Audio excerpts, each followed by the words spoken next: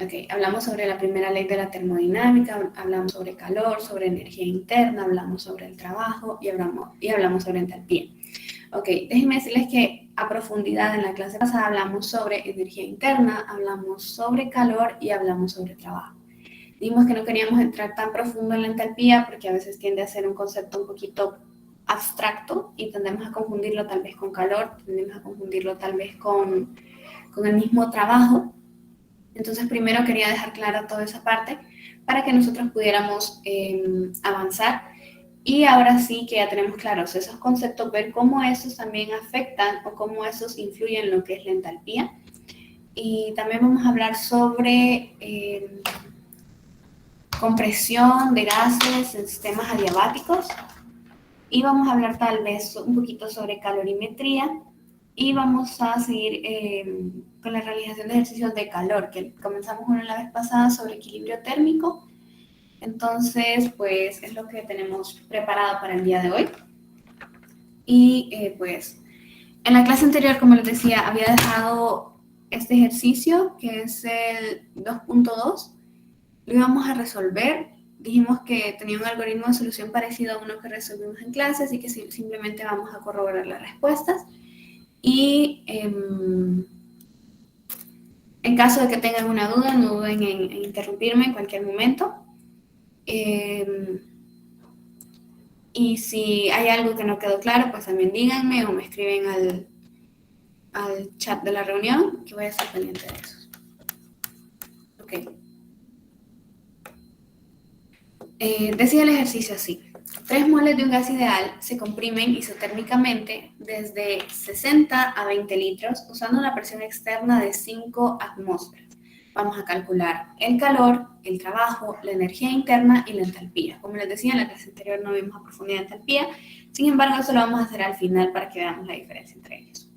Ok, primero, habíamos aprendido que la fórmula del trabajo en química, especialmente cuando hacemos nosotros un cambio de volumen, tiene una ecuación particular, que en este caso es que trabajo es igual al negativo de la integral definida del volumen inicial hasta el volumen final por la presión por ese cambio que se da en el volumen, por eso utilizamos el diferencial volumen. Sin embargo, nosotros tal vez estamos en diferentes niveles de la educación, tal vez estamos en secundaria todavía, no hemos visto integrales a profundidad, tal vez conocemos qué son, no las podemos realizar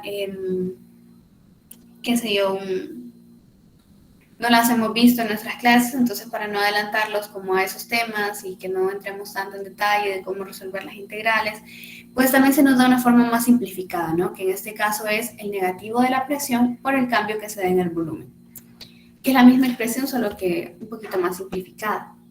También recordábamos que la energía interna, cuando esto está en equilibrio, es igual a cero. ¿Y qué quiere decir esto? Que la energía interna está definida, según la primera ley de la termodinámica, por la cantidad de calor más el trabajo realizado, y como decíamos, eso está en equilibrio, entonces esto va a ser igual a cero, lo que nos permite hacer un despeje diciendo que el calor es igual al negativo del trabajo. Teniendo estas ideas en mente, podemos avanzar con el desarrollo del ejercicio y decir que esto se desarrolla de una u otra manera. En este caso, pues decimos que el trabajo es igual al negativo de la presión por el cambio del volumen. El cambio del volumen siempre está dado por volumen final menos volumen inicial. Ok, el ejercicio ya nos daba los datos, nos decía que la presión externa era de 5 atmósferas, el volumen final era de 20 litros y el volumen inicial era de 60 litros. Ok, cuando nosotros realizamos eso en la calculadora, negativo 5 por negativo 40, que resulta de restar 20 menos 60, tenemos que eso es igual a 200 litros por atmósfera. De hecho, nosotros en la clase anterior también habíamos definido que litro atmósfera puede ser una unidad del trabajo. Sin embargo, nosotros estamos muy acostumbrados a trabajar esto en diferentes unidades, en este caso lo trabajamos en joules. ¿Por qué? Porque nosotros decimos, las unidades, qué sé yo, de temperatura son Kelvin, son Celsius, de longitud son metros. Entonces nosotros tendemos a relacionar que los joules son la unidad de la energía y a veces nos complica un poquito como tenerlo en otras unidades. Sin embargo, es bueno conocerlas por los factores de conversión que puedan existir. Bueno, 1 litro atmósfera equivale a 101.3 joules. Entonces nosotros ya podemos hacer aquí un análisis dimensional donde decimos que 200 litros atmósferas multiplicado por 101.3 joules que tiene cada litro atmósfera, nosotros podemos cancelar estas unidades. Y pues al multiplicar eso nos queda en 20.260 joules. Ok, pero nosotros habíamos dicho que el calor es igual al negativo del trabajo. Nosotros lo habíamos mencionado anteriormente. Entonces, si ya conocemos, que el calor es negativo al trabajo. Si nosotros ya conocemos el trabajo, que es igual a 20.260 joules, simplemente por convención de signos, nosotros le cambiamos o lo multiplicamos por -1 para poder encontrar el calor. Es un ejercicio un poquito sencillo porque no estamos viendo la parte de entalpía por el momento, la vamos a ver un poquito más adelante. Entonces nosotros ya podemos decir que ya calculamos tanto el calor como el trabajo. Si nosotros queremos calcular la energía interna, nosotros habíamos dicho anteriormente que esto se encuentra en equilibrio, por lo que nosotros asumíamos que la suma de estos dos iba a ser igual a 0. Como el ejercicio también nos pide calcular la energía interna, simplemente nosotros decimos, ok, es 20.260 más negativo 20.260, eso nos va a dar igual a 0. Entonces nosotros podemos decir que esto estaba en equilibrio y pues que se cumple la primera ley de la termodinámica. Ok. Ahora, quiero que comencemos a verlo.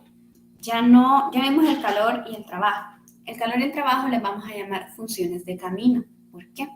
Porque nosotros no podemos decir simplemente un cuerpo tiene tanta cantidad de trabajo, porque no lo podemos medir directamente, sino que lo hacemos calculado. Esto pasa por un proceso.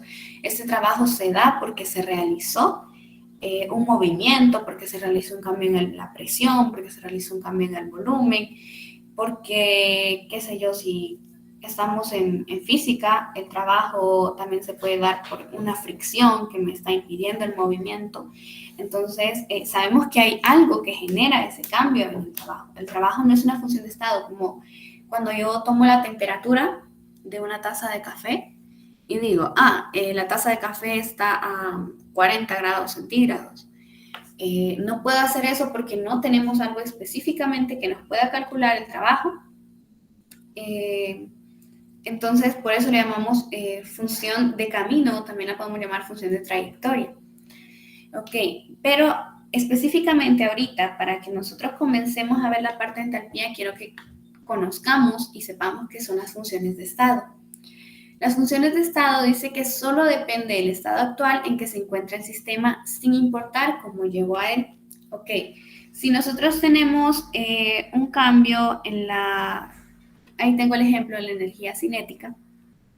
Me dice que la energía cinética, nosotros conocemos la fórmula, que es un medio de la masa por la velocidad al cuadrado. Como aquí nosotros estamos buscando el cambio, entonces un medio de la masa de la velocidad final al cuadrado menos un medio de la masa de la velocidad inicial al cuadrado, lo que nosotros conocemos como energía cinética. Sin embargo, aquí yo no estoy tomando en cuenta por qué hubo un cambio en la velocidad. Yo no estoy diciendo, hubo un cambio en la velocidad porque había una fricción que me estaba generando esa varianza en la velocidad. No lo estoy diciendo como de, es que un carro iba rápido, pero había tráfico, entonces le tocó ir más lento y pues ya la velocidad disminuyó, ¿verdad? Porque no podía ir tan rápido como él quería. En ningún momento yo estoy tomando esa parte, sino que simplemente estoy diciendo que hubo un cambio de velocidad. A mí no me interesa cómo llegó, a mí no me interesa saber por qué fue, simplemente estoy conociendo que hay un cambio. Entonces, déjenme decirles que como una intuición inicial, vamos a decir que algo así funciona la entalpía. La entalpía nosotros simplemente la calculamos según la reacción que se da, pero no sabemos el por qué, o sea, no estamos interesados en conocer el por qué. Esa es una función de estado. Igual, si tengo, por ejemplo, el cambio de la energía interna, como decíamos, también se puede hacer por medio de integrales, que es esta parte que tengo aquí abajo el cambio de la energía interna. Me dice que puede ser la integral definida desde el punto inicial hasta el punto final de la varianza, o en este caso el diferencial de U. Habíamos dicho que U es la energía interna.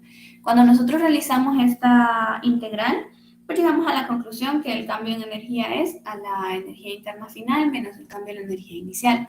Yo no estoy diciendo, la energía se perdió porque, bueno, o aumentó porque yo comprimí el gas que estaba estudiando o porque yo le apliqué un cambio en el volumen por el uso de un pistón. Simplemente yo estoy diciendo que hubo un cambio en energía, pero no estoy diciendo el por qué. Ok. Bueno, después tengo la función de camino, la definición que también les decía como que puede ser la función de trayectoria. Para darles una definición un poquito más clara, vamos a decir que son funciones relacionadas con los cambios de estados termodinámicos, no con los estados termodinámicos en sí. Sus efectos se manifiestan a través de la frontera. Ejemplos tenemos el calor y el trabajo. Les decía que yo no puedo medir tal como nosotros medimos la temperatura, tal como nosotros usamos un barómetro para medir la presión o como usamos, qué sé yo, un termómetro para la temperatura. Simplemente estas son las que me generan el cambio en los estados. Por ejemplo, cuando nosotros decíamos que había una transferencia de calor, se genera un cambio en la temperatura. ¿Ok? Entonces, el cambio en la temperatura es una función de estado, pero lo que me generó ese cambio fue el calor, porque hubo una transferencia de calor. Entonces, el calor sí puede ser una función de trayectoria o una función de camino. Igual que el trabajo. Si yo digo, tengo cierta energía en una reacción, ¿ok? Pero yo aplico una compresión, que es lo que tenemos ahí, cuando la presión se mantiene constante, yo hago un cambio en el volumen. Entonces, cuando yo genero esa compresión, pues ya me cambia la energía del sistema. Sin embargo, cuando yo estudio la energía, solo digo que hubo cambio, pero si yo aplico y en esta parte entra el trabajo, entonces el trabajo es una función de trayectoria, hace que me cambie el estado de mi sistema. Me dice también que no cambia los estados termodinámicos en sí. No sé si recuerdan cuando trabajábamos con la ecuación de gases ideales y decíamos que presión por volumen es igual al número de moles por la constante de los gases ideales por la temperatura. Todas las funciones o todas las variables que vienen apareciendo en la ecuación de los gases ideales son funciones de estado. Porque la presión, pues ya dijimos, es una función de estado, el volumen, la temperatura, la constante de los gases ideales, pues es una constante, y el número de moles también. Se va a mantener o va a haber un cambio ahí, sin embargo, no voy a decir, ok, el cambio en el número de moles se dio por esto, no, simplemente sé que hay un cambio o sé que se permanece constante. Entonces, para que nosotros nos vayamos haciendo una idea de cuáles son realmente las que van a generar el cambio y quiénes son las que reflejan el cambio. También las que reflejan el cambio son las funciones de estado y las que generan el cambio son las funciones de trayectoria, porque a veces nosotros estamos como en un ejercicio en particular y nos dice, bueno, hubo una función de trayectoria que generó tal cosa. Ok, yo tengo que saber qué es esa función de trayectoria y cómo ella me va a afectar mi función de estado. Que eso es un poquito de teoría. En el libro de Química Física de Engel, también nos habla sobre algo que se llama equilibrio, cambio y reversibilidad. Déjenme decirles que aquí aparece una palabra y un poquito que tal vez no estamos acostumbrados, un tecnicismo, por así decirlo, que me habla sobre proceso cuasiestático. ¿Qué es un proceso cuasiestático? Que será aquel que se mantiene casi estático, ¿verdad? No sé, es la idea que nos podemos hacer al leer ese término. Sin embargo, déjenme decirles que el proceso cuasiestático es la idealización de un proceso real.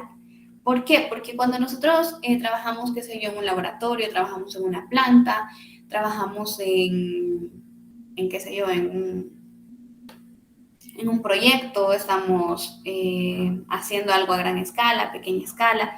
Sin embargo, nosotros no sabemos realmente cómo se va a dar, si vamos a poder mantener la presión constante o si va a haber un cambio en la presión por la altura o si vamos a tener un cambio en la temperatura del universo, en este caso que sería los alrededores, porque, qué sé yo, empezamos a las 5 de la mañana, que estaba un poquito fresquito, y terminamos nuestro trabajo hasta las 12 del mediodía. Sabemos que hay un aumento de la temperatura y que pues eso nos va a generar un cambio en los resultados que nosotros estábamos esperando. Entonces, por eso decimos que cuando hablamos de procesos cuasiestáticos es la idealización. Como cuando nosotros trabajamos con los gases ideales, bueno, ese es un proceso cuasiestático. ¿Por qué? Porque se lleva a cabo de tal modo que el sistema en todo el momento está muy cerca del equilibrio. O sea, yo voy a poder mantener la presión constante, yo voy a poder mantener la temperatura del ambiente constante, si voy a generar, qué sé yo, un cambio, si estoy trabajando, qué sé yo, en un beaker y yo estoy aplicándole calor, pues que ese calor ingresa en este caso al sistema que estamos estudiando o en lo que estamos trabajando, y que pues así, ¿se acuerdan lo que decíamos? ¿No? Que en el equilibrio térmico el calor perdido va a ser igual al calor ganado, entonces que el calor que gane la sustancia pues puede ser perdido después cuando se pasa, bueno, cuando el calor pasa al beaker y este entra a la sustancia que nosotros estamos estudiando, ahí se da calor perdido es igual a calor ganado, todo esto es igual a cero. Porque, pues como les digo, es algo muy idealizado, en la realidad no sucede así porque mucha energía se pierde en el universo. Entonces, pues eso es un proceso cuasiestático. El proceso cuasiestático lo dividimos en dos, en cambios reversibles y cambios irreversibles. Un cambio reversible dice que es significando que la dirección del proceso puede invertirse situando una masa infinitesimal en el otro extremo, ¿ok? Cuando digo un sistema reversible es, por ejemplo, cuando yo hago una combustión, digamos, ¿ok? Tengo una combustión y voy a hacer una combustión de gasolina, que es el octano, más el oxígeno molecular, ¿ok? ¿Cuáles son los resultados que yo obtengo? Yo obtengo dióxido de carbono y obtengo agua en forma de gas, ¿ok? Pero si fuera un proceso reversible, yo podría decir que al mezclar dióxido de carbono y agua, yo podría tener octano de nuevo, para lo cual pues es un proceso un poquito más complicado, y eso lo vamos a aprender también cuando entremos de lleno a entalpía, porque la entalpía tiene que ver mucho cuando un sistema es endotérmico o es exotérmico. Tenemos también dentro de los procesos cuasiestáticos, tenemos sistemas irreversibles. Si un cambio infinitesimal en la variable directriz no cambia la dirección del proceso, se dice que el proceso es irreversible. Ok, ¿cuándo podemos decir nosotros que tenemos un proceso irreversible? Ok, tenemos... Bueno, sigamos con la combustión para seguir hablando del mismo tipo de reacciones. Ok, si yo estoy haciendo una combustión de metano, agrego oxígeno molecular, yo tengo dióxido de carbono y agua. Les decía anteriormente, es como que yo dijera que al mezclar dióxido de carbono y agua yo voy a tener de nuevo el metano. No sucede así. Por eso es un sistema irreversible. Para que nos demos también una idea de un sistema reversible, podemos hablar de los cambios de fase. Cuando nosotros tenemos hielo, nosotros agregamos calor, este pasa a ser agua líquida. Sin embargo, si yo retiro el calor, en este caso, digamos que lo meto a la refrigeradora, al freezer, cuando yo retiro el calor de esa agua líquida, se convierte en hielo. Entonces, yo puedo estar jugando y pasándolo, por así decirlo, de una fase a otra. Son procesos reversibles, porque tal como yo inicié, puedo llegar a otra fase, y de esa fase yo puedo llegar a la otra.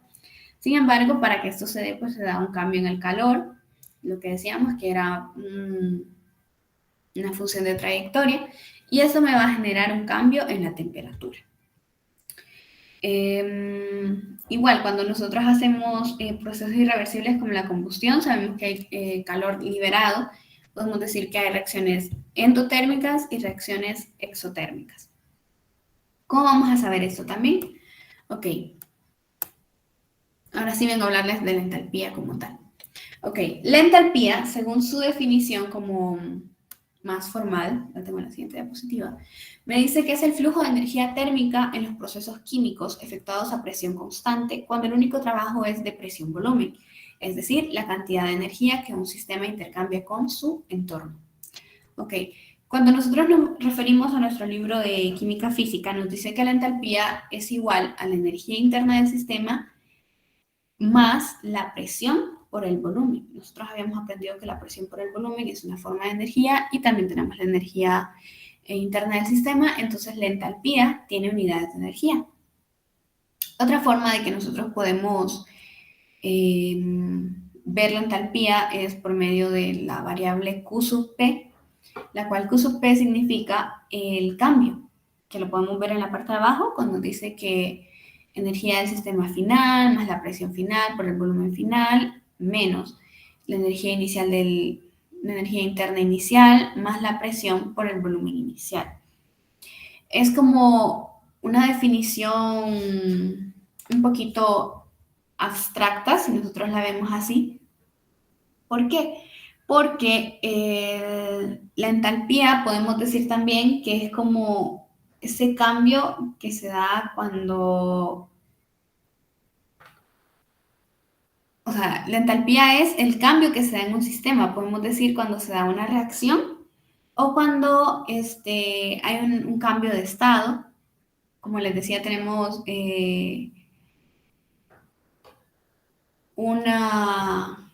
cuando el hielo se convierte en agua líquida, pues ahí hay un cambio en la temperatura. Entonces, eso también me puede indicar un cambio en el calor, o sea, yo estoy retirando calor y al yo retirar calor hay un cambio en la temperatura y eso también es una función de estado, al igual que la entalpía. La entalpía muchas veces, por eso les decía, la tendemos a confundir con el trabajo o la tendemos a confundir con el calor, porque pensamos, ok, es una transferencia de calor, porque cambiamos la temperatura y hubo un cambio de fase y hubo una vaporización o hubo una condensación.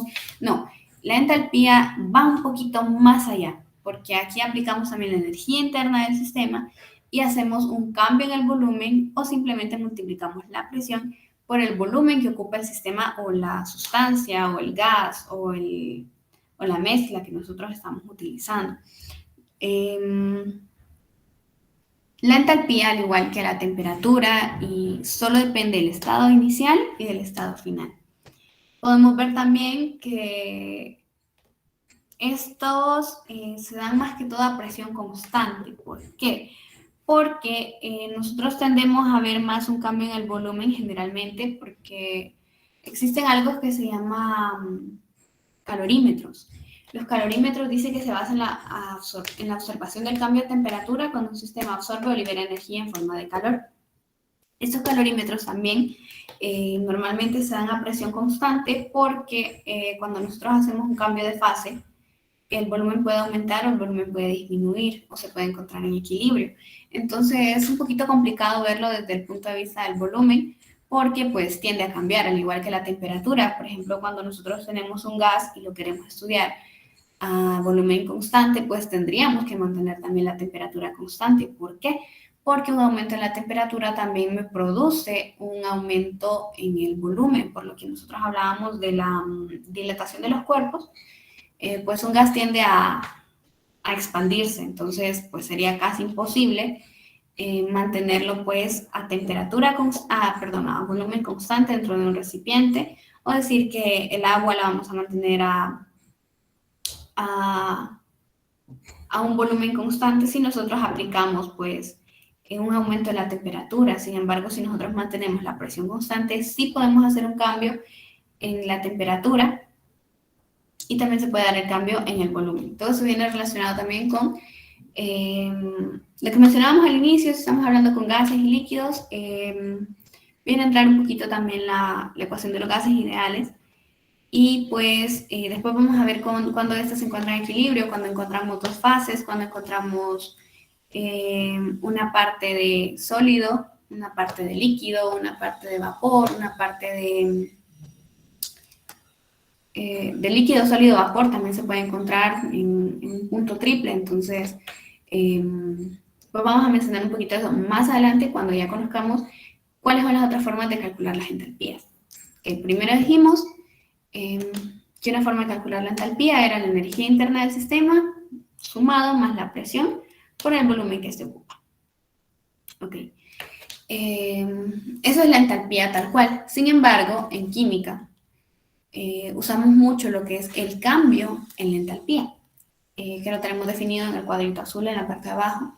Nos dice que es la cantidad de calor que se transfiere a o que sale de un sistema cuando está experimentando un cambio químico o físico a presión constante. Se define como el cambio de entalpía del proceso. Recordemos que entalpía la vamos a representar con la letra H por motivos de convención. Este cambio en la entalpía también se puede expresar de otra manera. ¿Por qué? Porque existen dos tipos de entalpía. La entalpía estándar de reacción y la entalpía estándar de formación. La entalpía estándar de formación de un compuesto está definida como el cambio de calor relacionado cuando se forma un mol a partir de sus elementos. ¿Por qué? La entalpía de formación y la entalpía de reacción, los voy a explicar en una diapositiva aquí. Okay. Tenemos esto.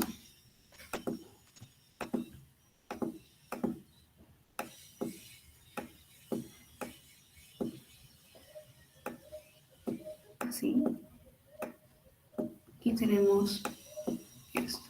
Recordemos que la F viene de formación y podemos escribirlo así. Y así. Como círculo o subíndice 0, que escribimos en la parte, el superíndice 0, indica que es estándar, ¿ok? Que está como en condiciones normales.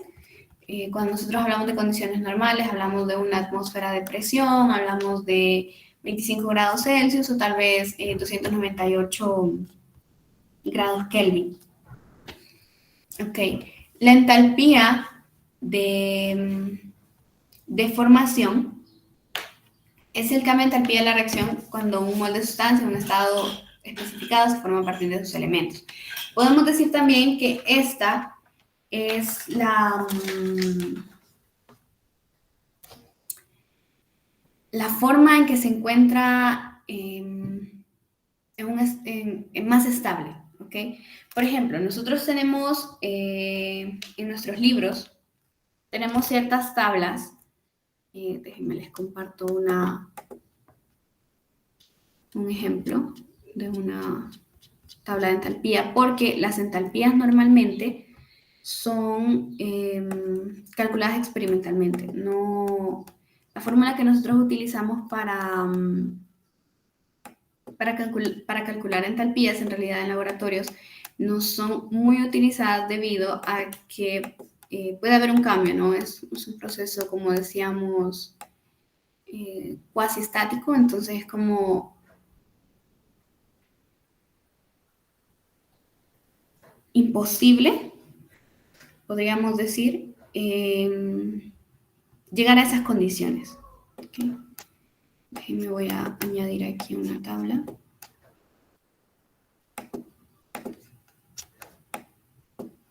Para que nosotros veamos un poquito más claro la diferencia.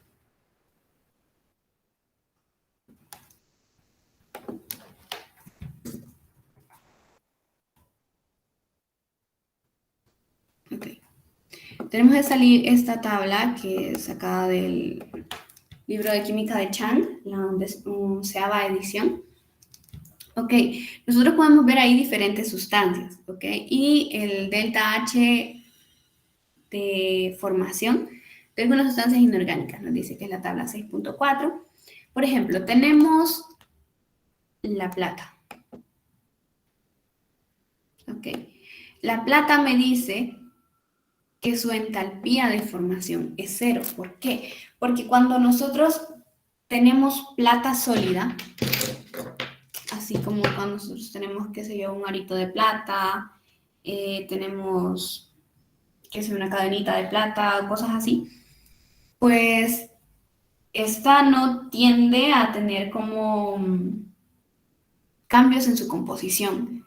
Y si está la plata sola, pues le lleva mucho tiempo también oxidarse porque no es un metal que se oxida tan fácilmente, que de hecho por eso son muy valiosas, igual que el oro, porque no tienden a oxidarse, entonces estas no están realizando cambios cambios significativos con el entorno que los rodea, ¿no? Por ejemplo, también tenemos el bromo en estado líquido. Este también tiene una entalpía de formación cero. Tenemos el grafito, que el grafito es una forma del carbono. Tiene una entalpía de formación cero. Tenemos también el cloro molecular, tenemos el flúor molecular, tenemos el hidrógeno molecular, tenemos el oxígeno molecular, que todas estas tienen una entalpía de formación cero porque es la forma más estable que ellos tienen. Sin embargo, nosotros cuando ya tenemos el cloruro de plata, que el cloruro de plata se da en sólido, aquí nos lo dice en sólido, pues este ya no es la plata pura, sino que ya está mezclado con el cloro. Entonces, pues ya hay un cambio ahí, ¿no? Hubo una reacción. A mí no me interesa saber cómo se formó la reacción, porque la entalpía me dice que yo solo voy a calcular la entalpía inicial y la entalpía final.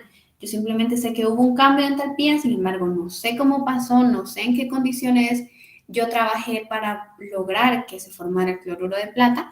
Simplemente yo sé que ya tengo el cloruro de plata y que su entalpía fue de negativo 127 kilojoules por mol.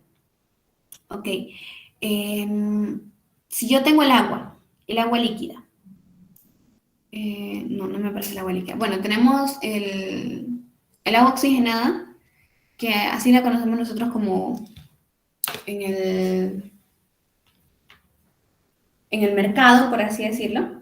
Sabemos que esta tiene una entalpía, que es la primera de la segunda columna, que es de negativo 187.6. ¿Se acuerdan que al inicio les dije que nosotros tendíamos a confundir el calor con la entalpía? ¿Por qué? Porque la entalpía tiene una misma convención de signos que la que nosotros usamos para el calor. En la clase anterior decíamos que cuando un sistema requiere energía para reaccionar, este es un sistema endotérmico. Y cuando el sistema es endotérmico, este tiene un signo positivo. ¿Por qué? Porque esa es la energía que él necesita para poder reaccionar. Y cuando nosotros teníamos un proceso exotérmico que liberaba energía, tendría a tener signo negativo, al igual pasa con la entalpía. Cuando el proceso es endotérmico, o sea, que necesita energía para poder reaccionar, este tiene un signo positivo. Por ejemplo, el dióxido de nitrógeno, este de acá, tiene un signo positivo. ¿Por qué? Porque no sucede espontáneamente, sino que necesita energía. A diferencia de cuando nosotros tenemos, por ejemplo, el trióxido de aluminio 2, está en esta parte de acá, vemos que su entalpía es muy grande. ¿Por qué? Porque para su formación liberó demasiada energía, o sea, liberó 1669.8 kilojoules por mol. O sea, por cada mol de eso que yo estoy formando, se libera esa cantidad de energía. Entonces, por eso quiero dejar claro la diferencia entre esa entalpía y entre el calor. Sí tienen como la misma idea, ¿no? De cuando es exotérmica y cuando es endotérmica, sin embargo, no es lo mismo. No quiero que genere una confusión de las definiciones, ¿no? Y recordemos también que el calor tiene mucho que ver la temperatura, tiene que ver mucho la masa, tiene que ver mucho el calor específico, la capacidad calorífica y, bueno, en sí todo lo que implica el calor y la entalpía es diferente. Sin embargo, tiene una misma convención de signos y nosotros la podemos relacionar para fines de memorización, ¿no? Para fines de definición, ¿ok?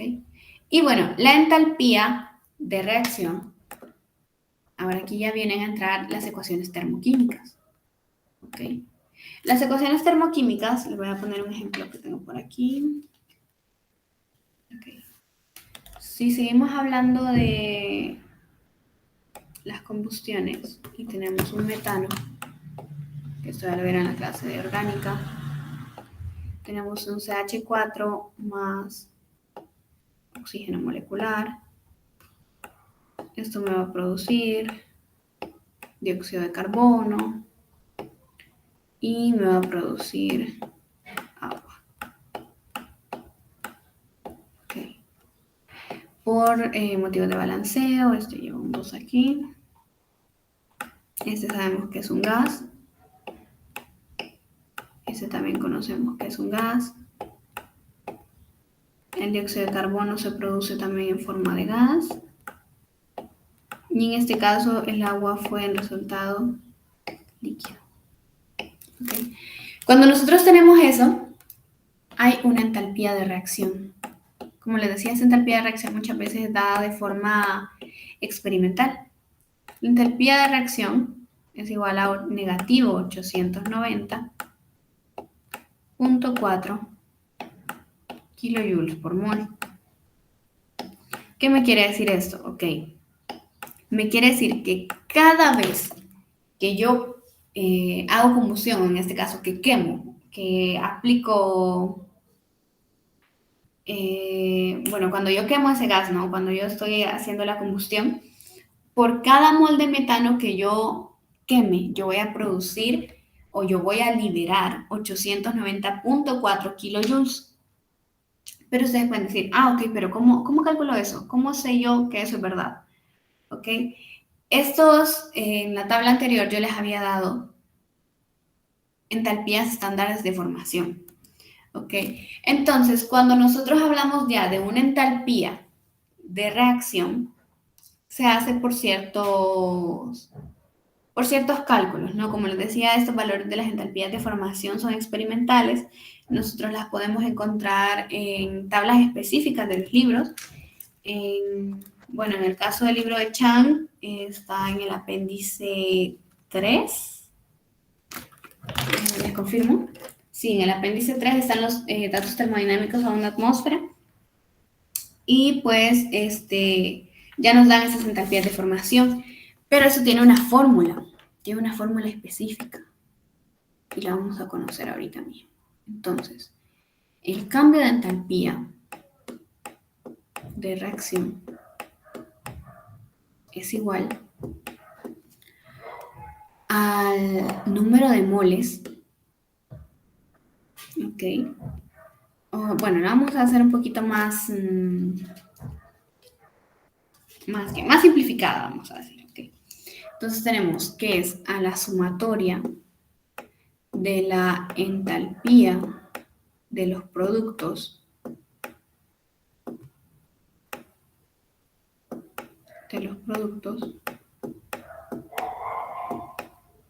menos la sumatoria de la entalpía de los reactivos. ¿Ok?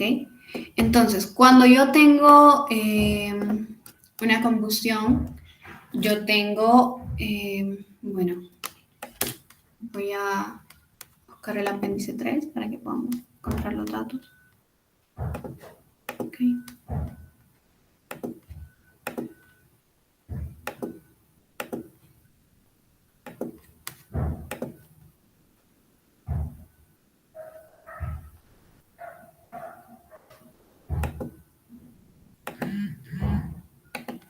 Si nosotros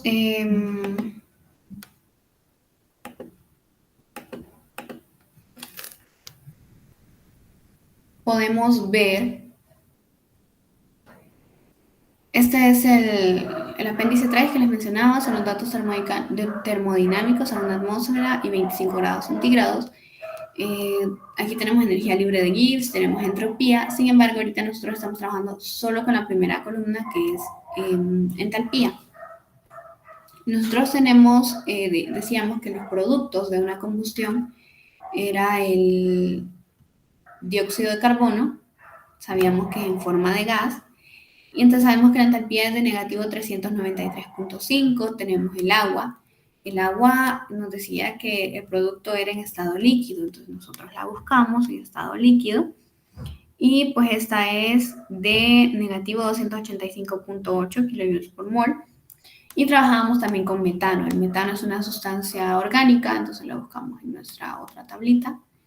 El metano es de negativo 74.85.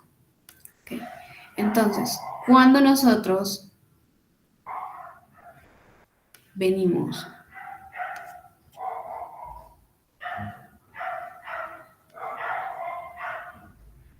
y volvemos a trabajar en la pizarra. Ok, decíamos que es la suma de la entalpía de los productos menos la suma de la entalpía en los reactivos, ¿ok? Entonces, habíamos dicho que era negativo 393.5 más, habíamos dicho que la del agua era menos 285.8.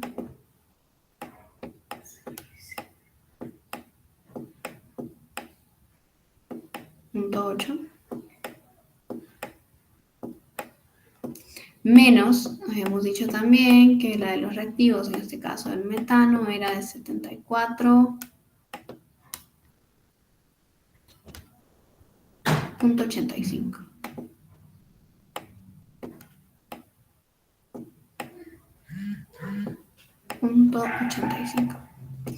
Cuando nosotros realizamos estas entalpías de reacción, la hacemos en la calculadora, nos dice 393.5 más negativo 295.8 menos 74.85.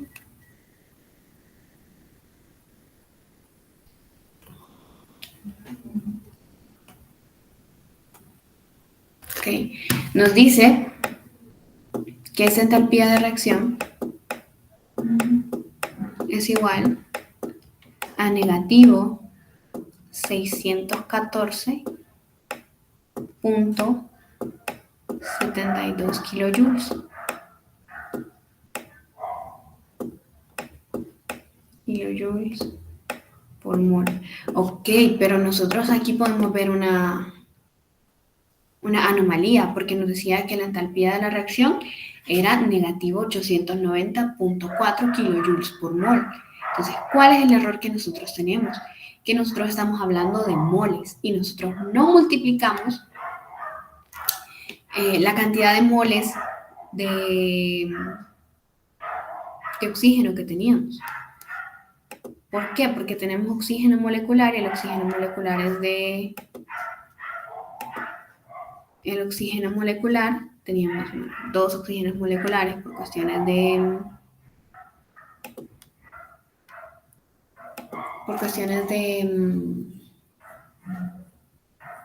de la reacción, porque estamos haciendo una combustión. Entonces, cuando nosotros tenemos eso, decimos, ok, pero ¿qué pasó? ¿Por qué nos da diferente? Porque nosotros habíamos dicho que las entalpías son calculadas experimentalmente por medio de calorímetros. Entonces, cuando nosotros hacemos este cálculo por medio de fórmulas, por medio de las entalpías en su forma estándar, tendemos a tener este tipo de errores. ¿Por qué? Porque no es un valor dado, o sea, puede ser que exista un cambio en la temperatura, porque nosotros decimos, cuando nosotros tomamos las entalpías de formación, nos dice que estas están a 25 grados Celsius. Sin embargo, cuando nosotros generamos una combustión, estas combustiones pues no se dan a 25 grados Celsius, ¿no?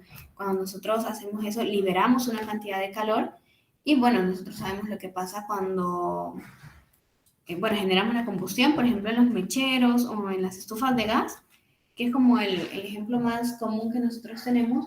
Pues cuando nosotros hacemos esa combustión no hay una temperatura de 25 grados, de hecho hay una temperatura muy alta que incluso es imposible que la toquemos con nuestras manos porque nos quemamos, ¿no?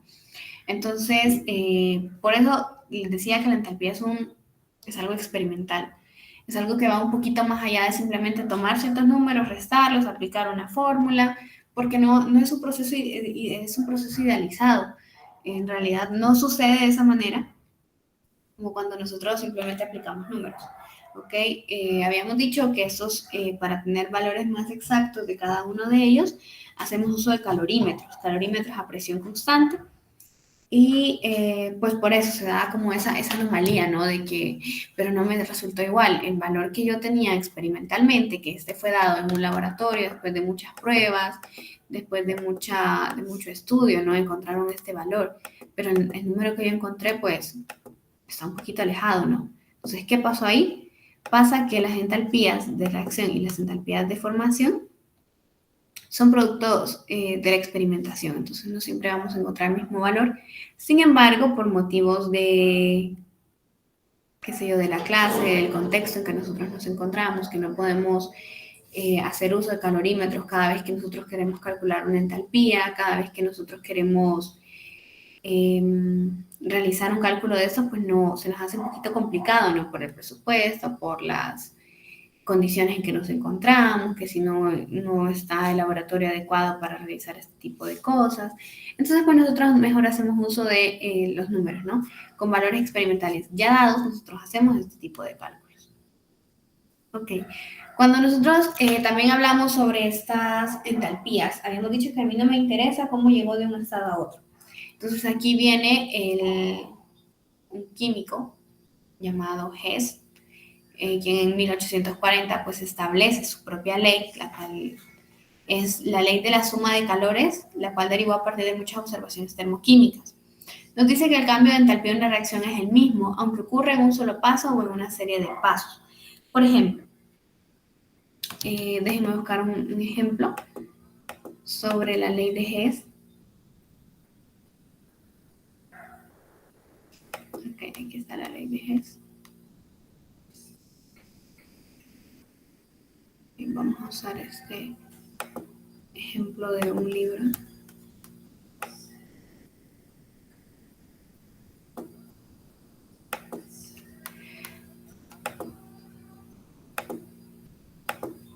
Okay, cuando nosotros hacemos uso de esta ley de Hess,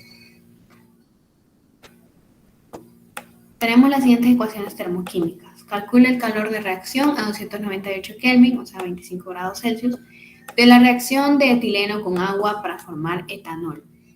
Okay. Yo quiero llegar a tener etanol. El etanol está aquí, C2H5OH. Me dice que yo lo voy a formar a través de etileno con agua. Okay. Pero esto no es una reacción que se da en un solo paso. Esta reacción se da teniendo yo etileno más oxígeno, formo dióxido de carbono, formo agua. Esa agua yo la utilizo aquí para poder formar el etanol. Ok, normalmente nosotros conocemos las reacciones que van de forma, bueno, que van en dirección de izquierda a derecha cuando estos reactivos se convierten en productos. Ok, pero cuando nosotros, y ya tenemos ese valor de la entalpía, cuando nosotros lo multiplicamos por el valor de negativo 1, podemos hacer, como quien dice, reversible la ecuación. ¿Se acuerdan que ya habíamos hablado sobre los procesos reversibles? Entonces, en este caso, yo ya no voy a trabajar con el etanol más oxígeno molecular, va a ser igual a dióxido de carbono más agua. No, ahora yo lo voy a multiplicar por negativo 1, o sea, yo voy a invertir esa, esa ecuación. Entonces yo puedo decir que teniendo 2 de dióxido de carbono, 2 moléculas de dióxido de carbono más 3 moléculas de agua líquida,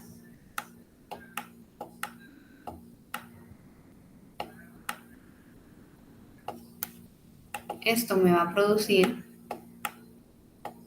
el etanol C2H5OH y pues la ecuación de abajo sí la vamos a mantener igual porque esa sí nos interesa conseguir esos productos. C2H4 más 3 de oxígeno molecular. Este me va a producir dióxido de carbono más agua. Ok, pero ¿qué pasa con las entalpías? La entalpía del primero, como yo multipliqué toda la reacción, es como cuando hacemos un sistema de ecuaciones lineales y multiplicamos toda la primera línea por menos 1, todos los valores cambian a menos 1, así sucede con esta. Entonces, este valor de esa entalpía pasa a ser 1367 kilojoules por mol. Okay. Y la siguiente, pues como dijimos que a esa no le íbamos a hacer ningún cambio, queda como negativo 1411 kilojoules por mol. Okay. Ahora, ¿qué me dice la ley de Hess? La ley de Hess me dice que yo puedo sumar esta serie de reacciones. ¿Por qué? Porque yo lo que quiero es calcular esta entalpía final, ¿ok? Entonces, nosotros podemos ver que este dióxido de carbono,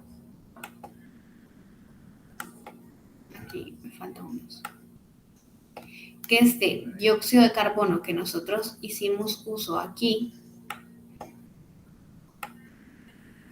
yo también lo necesité aquí. Entonces, podemos cancelarlo porque se encuentra a ambos lados de la ecuación en ecuaciones diferentes. Podemos ver también, me falta el H2.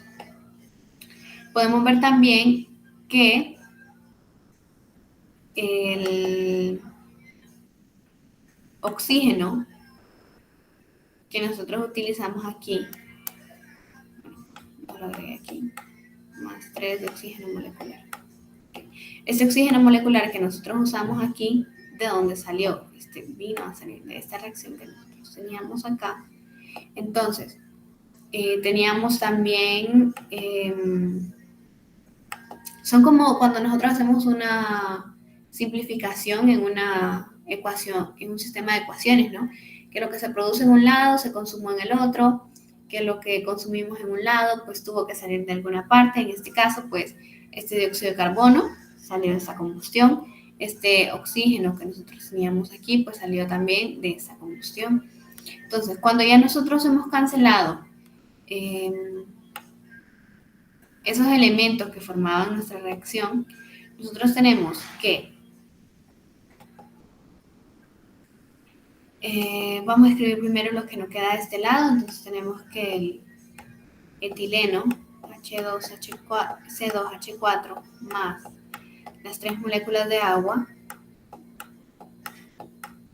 3H2O, que me produjeron lo que me quedó al lado de los productos. Al lado de los productos yo tengo C2, H5, H5, o H porque es un etanol, más, ¿qué me queda aquí? Cancelamos, el agua la cancelamos acá, el agua está aquí, entonces esta ya no la necesitamos. Entonces vemos que nosotros ya llegamos a lo que nos pide el ejercicio, ¿no? Que C2H4 más H2O sea igual a C2H5OH, ¿ok? Etileno más agua me va a formar etanol. Pero, ¿qué pasa con esas entalpías? Esas entalpías yo también las puedo restar porque, como les decía, es como cuando nosotros hacemos un sistema de ecuaciones lineales. Entonces, ¿cuál va a ser el resultado de restar? Bueno, en este caso sumar 1367 menos 1411. Nosotros ingresamos eso en la calculadora. 1367 menos 1411.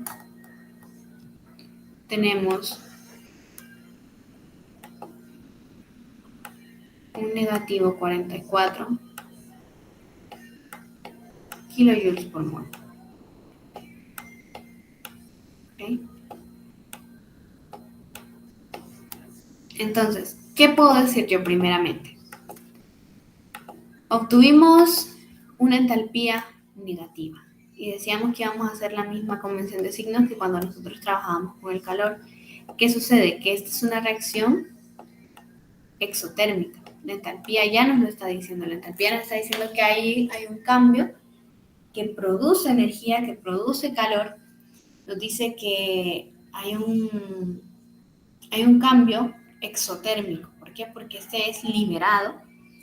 Y también nos dice que es posible esta formación. Sin embargo, yo no puedo decir, bueno, miren, formé etanol a partir de etileno con agua. ¿Por qué? Porque primero hice una combustión, después lo que me resultó de esa combustión, yo lo puse a reaccionar con el etileno y bueno, eso me dio etanol. No, no funciona así, funciona un poquito más, bueno, que nosotros veamos un poquito más allá, ¿no? Que nosotros veamos que no estamos tomando en cuenta eso porque al final eso lo terminamos cancelando, por ejemplo, el dióxido de carbono que se utilizó en la primera combustión, pues lo utilizamos al final, que el oxígeno molecular que se utilizó, pues también fue cancelado eh, porque fue utilizado, o sea, el dióxido de carbono, las moléculas que nosotros logramos obtener de oxígeno molecular después fue utilizado en una combustión, entonces pues ya ese oxígeno molecular no lo encontramos en forma de oxígeno molecular. Entonces todas estas partes vienen como a cancelarse y a mí no me interesa saber qué pasó. Sin embargo, la ley de Hess me permite que yo haga suma de esas entalpías y me permite que yo haga suma de reacciones para que veamos un orden más bonito, para que nosotros podamos decir, ok, esto se dio por esto, esto y esto, y no es una reacción que se pueda dar en una sola línea, ¿no? Como que simplemente agarre etileno y le eche agua y ya está el etanol. No, no funciona así, sino que una serie de pasos que Hess nos permite restar, que Hess nos permite cancelar. Entonces, es una funcionalidad de la ley de Hess, que nosotros podamos conocer ese proceso. Perdón. Y eso es básicamente lo que queríamos hablar de entalpía, porque en el libro de Química Física de Engel, que es el que nosotros estamos utilizando, no entramos mucho en profundidad, por ejemplo, cuando nosotros hablamos de entalpía de enlace, que es cuando nosotros formamos o quizás rompemos un enlace de una molécula gaseosa. Por ejemplo, cuando nosotros tenemos en una cadena de hidrocarburos que teníamos CH, CH, CH, CH, pues está esa entalpía de desenlace, ¿no? Que si nosotros lo rompemos se libera cierta cantidad de energía, o que si nosotros necesitamos formar ese enlace, pues vamos a necesitar una cierta cantidad de energía, ¿no? Sino que el libro de Engel simplemente se va a lo básico y cómo esta entalpía también está relacionada con la presión y con el cambio del volumen. Entonces, también las entalpías de reacción que estoy explicando anteriormente es como para que nosotros conozcamos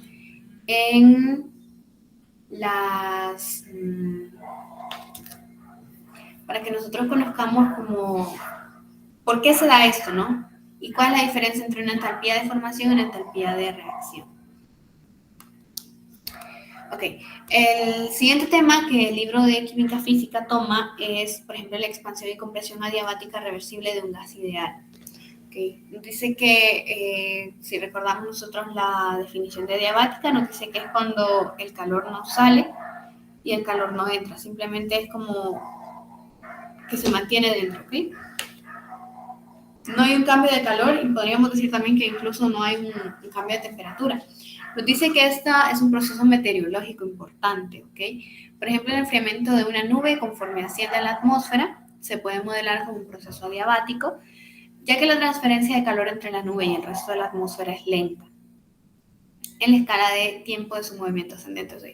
O sea que en realidad el cambio de calor se da muy lentamente, pero tan lentamente que es casi insignificativo. Entonces nosotros preferimos modelarlo como un proceso adiabático. ¿Okay? Un ejercicio que nos menciona el libro de Química de Engel nos dice, por ejemplo, si una masa nubosa que cruza el océano a una altura de 2.000 metros se encuentra sobre una cadena montañosa costera, cuando sube a una altura de 3.500 metros pasa sobre las montañas, sufriendo una expansión adiabática. Las presiones a 2.000 y 3.500 metros son 0.802 y 0.602 atmósferas, respectivamente.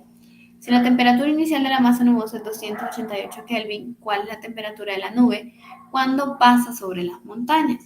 Suponga que el Cp para el aire es de 28.86 joules sobre Kelvin mol y que obedece a la ley de los gases ideales. Si estuviéramos sobre la montaña, ¿qué esperaríamos? ¿Que lloviera o que nevara?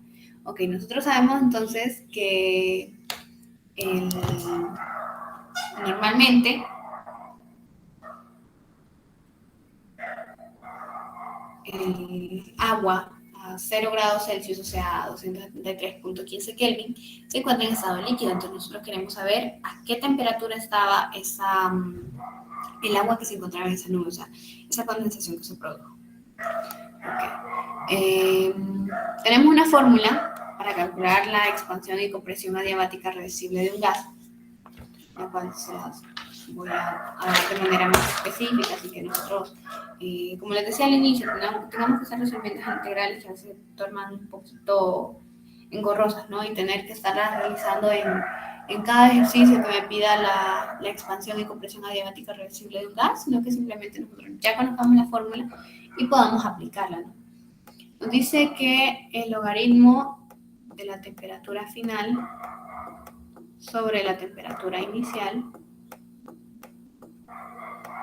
va a ser igual a menos, aquí viene a aparecer algo interesante que es esa letra Y, ya vamos a explicar qué es la letra Y menos 1 por el logaritmo natural del volumen final sobre el volumen inicial. Okay. Esta es la fórmula que nosotros tenemos estandarizada para hablar sobre la expansión y compresión de gases. Okay. Podemos expresarla de diferentes modos, también haciendo propiedad de los logaritmos, cancelando logaritmos, haciendo la exponencial a un lado, encontrando, ¿no?, las diferentes maneras de simplificarla. Sin embargo, creo que sí es un poquito más sencillo para conveniencia de realización y para conveniencia de despeje de cada una de las variables que intervienen aquí. Ok, si ustedes se fijan, nosotros, conocemos en el ejercicio de las nubes. Ok, nosotros conocemos la altura, conocemos las presiones, conocemos una temperatura, pero no conocemos la temperatura final, que de hecho es la que nos está preguntando. Conocemos cuál es el CP del aire y nos dice que obedece a las leyes de los gases ideales. Okay. Pero decimos, ok, ¿y la Y qué era? ¿Qué me representaba esa Y? Esa Y viene representando el CP sobre el CP, que habíamos dicho que ese era el calor cuando era a presión constante y esta cuando era volumen constante. Pero yo no lo conozco a volumen constante, simplemente nos está dando un CP. Entonces nos está dando el CP molar, no nos está dando el CB. Entonces, ¿cómo nosotros cómo relacionamos el CB con el CPM? ¿Okay? Nosotros tenemos el CPM y el CB se comporta como el CPM menos la constante de los gases ideales. ¿Okay? Esto es como más por motivos de que nosotros podamos sustituir cuando no conocemos uno. Ok, yo puedo hacer uso de este otro, ¿no? Que al final, pues, este nos va a representar lo mismo, solo que tal vez en diferentes unidades. Okay. Ya conocíamos la fórmula, entonces teníamos que el logaritmo natural de la temperatura final sobre la temperatura inicial va a ser igual al menos Y, pero dijimos que ya no lo íbamos a usar de esa manera, sino que lo vamos a expresar como menos el CPM sobre el CPM menos R menos 1. Y esto también podemos ponerlo como el logaritmo del volumen final por el logaritmo sobre el volumen inicial. También podemos expresarlo como el logaritmo natural de la presión inicial sobre el logaritmo natural de la presión final, lo cual, bueno, pues lo simplificamos en una sola división. Entonces el logaritmo de la presión inicial sobre la presión final.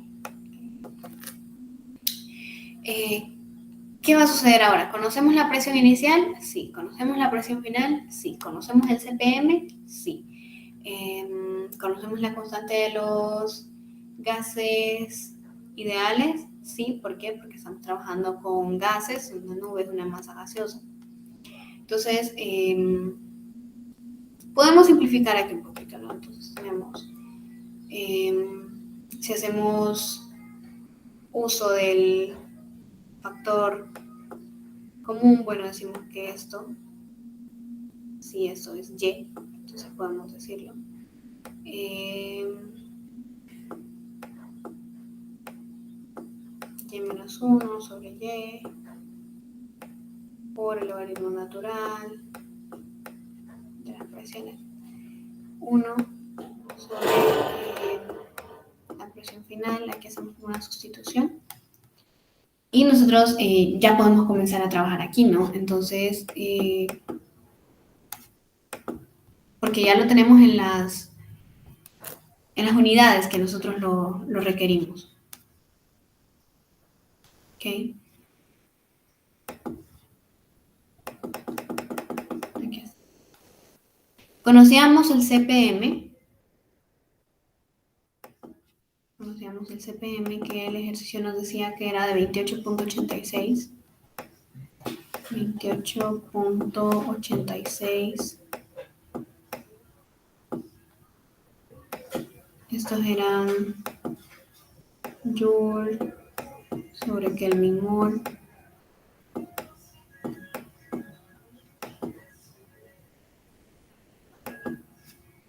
Sobre 28.86 Joule sobre Kelvin mol. Aquí le restamos la constante de los gases ideales, que yo les había dicho que estas se presentaban diferentes valores, en este caso por cuestiones de unidades. Vamos a decir que es 8.314 Joule sobre Kelvin mol, para que nosotros podamos hacer el análisis dimensional. Esto va dividido sobre, habíamos dicho que quedaba Y sobre Y. Entonces, vamos a hacerlo así.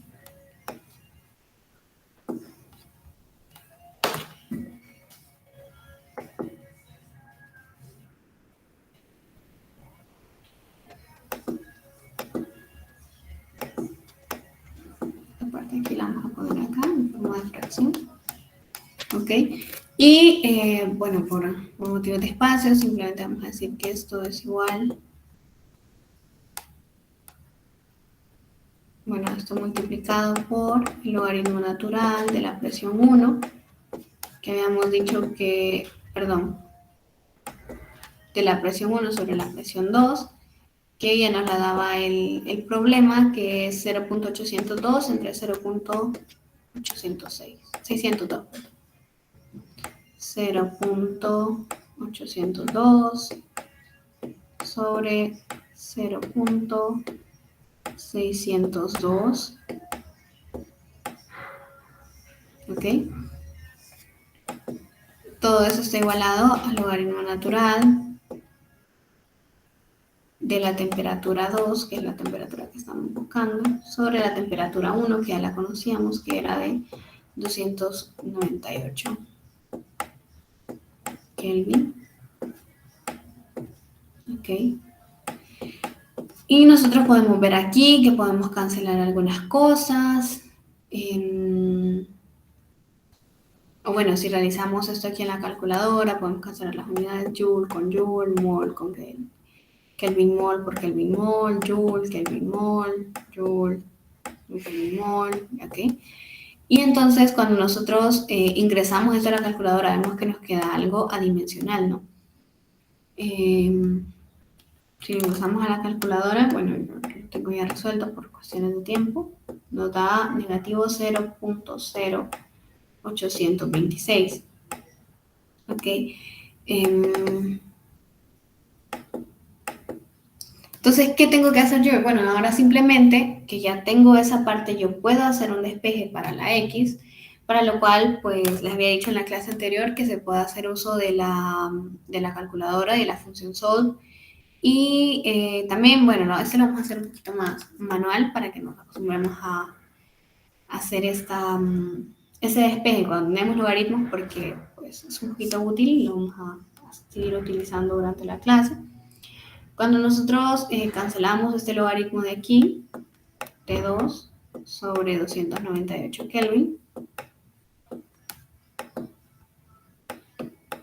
298 Kelvin, para cancelar el logaritmo, al otro lado hacemos uso de una exponencial, e elevado a la menos 0.0826. Bueno, pues nuestro objetivo es dejar a la temperatura 2 sola. Entonces, la temperatura 2 es igual a 298 Kelvin multiplicado por la exponencial 0.0826. Cuando nosotros metemos eso en la calculadora, 298 por E elevado a la negativa 0.0826. Ok.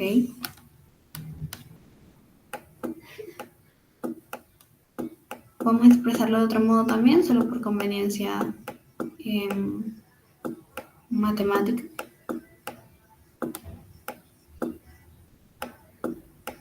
Elevado a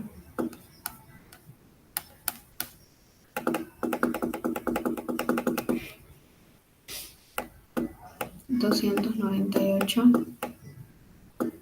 Kelvin sobre E elevado, aquí pues como ya lo estamos pasando a la parte de abajo, ya no lleva el signo negativo, 0.0826, el cual va a ser igual a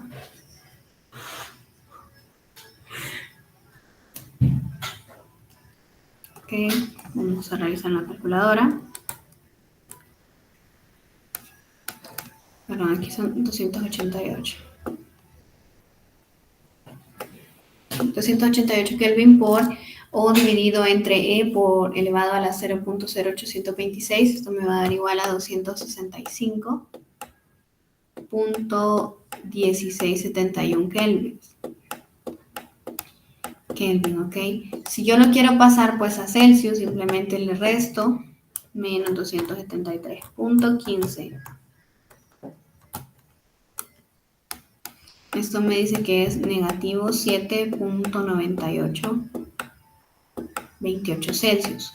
Nosotros tenemos ese concepto de que el agua, cuando ya está negativo 1, ya la podemos encontrar sólida. Bueno, en realidad empieza a ponerse sólida desde que estamos a 0 grados Celsius. Entonces, cuando nosotros ya nos encontramos bajo 0, pues estamos asumiendo que ya está en estado sólido, que ya está en estado, podríamos decir, en hielo prácticamente. Entonces, ¿qué encontramos aquí? Que la pregunta del ejercicio nos decía, ¿esperamos que lloviera o que nevara? La nieve, recordemos que es una forma del agua sólida, que podríamos decir que es un hielo. Entonces, la conclusión a la que hemos llegado es que va a estar en estado sólido, o sea, va a nevar, no va a llover, sino que va a nevar. ¿Okay? O también podríamos decir que cayó granizo, como decimos normalmente, ¿no? Ya que si le aplicamos a Honduras, pues no hay nieve debido a la ubicación que tenemos y la cercanía con el Ecuador. Entonces, para que dejemos un poquito claro, recordemos que el día de hoy vimos entalpías de formación y de reacción, vimos qué es el equilibrio, el cambio, la reversibilidad, vimos procesos cuasi estáticos cuando son reversibles e irreversibles, vimos funciones de estado, funciones de camino, resolvimos el ejercicio que había quedado pendiente de la clase anterior y entendimos la diferencia, ¿no?, entre entalpía, calor y trabajo, y también hicimos uso de la expansión y compresión adiabática de los gases. La entalpía también tiene mucho que ver con cómo va a ser una reacción, si va a ser endotérmica, si va a ser exotérmica. También la vamos a utilizar para hacer el cálculo de sistemas en equilibrio de fases, lo cual pues esperamos verlo un poquito más adelante cuando entremos al capítulo 4, si no me equivoco, que es un poquito más de calorimetría, un poquito más avanzada, ¿no? Cuando ya veamos ecuaciones como Clapeyron, Arrhenius, Van Hoff, y cuando veamos todas esas cosas, ¿no? Déjenme adelantarles que eso es como prácticamente lo último que vemos en el capítulo 2. Y el capítulo 3 se llama La importancia de las funciones de estado, energía interna y entalpía. Entonces, pues vamos a seguir trabajando con esto, vamos a seguir trabajando, entrar un poquito aquí a derivadas, sin embargo, pues vamos a tratar de que sean lo más fáciles para ustedes. Vamos a hablar también de expansiones isotérmicas, compresibilidades térmicas, dependencias de la energía interna con el volumen y la temperatura. Y bueno, vamos a ver esos temas un poquito más a profundidad y vamos a seguir avanzando con los contenidos de la clase. Y bueno, la hora tenía planificada hasta las 12 del mediodía, ya son las 12:06, entonces podríamos decir que hasta acá dejamos la clase el día de hoy. Si hay alguna duda o pregunta, pues no duden en decírmela cuando vean la grabación de igual manera. Si hay alguna duda o pregunta, pues en la siguiente clase la pueden hacer, la pueden traer anotada. Podemos hacer una revisión de conceptos en caso de que sea necesario. Y bueno, saben que cualquier cosa está a la orden. Y sin nada más que decirles, creo que nos veríamos el próximo sábado en la próxima clase. Y para que continuemos haciendo tal vez un repasito del capítulo 2 para que entremos de lleno al capítulo 3. Y nada más que decirles, pues me despido y espero que tengan un buen día.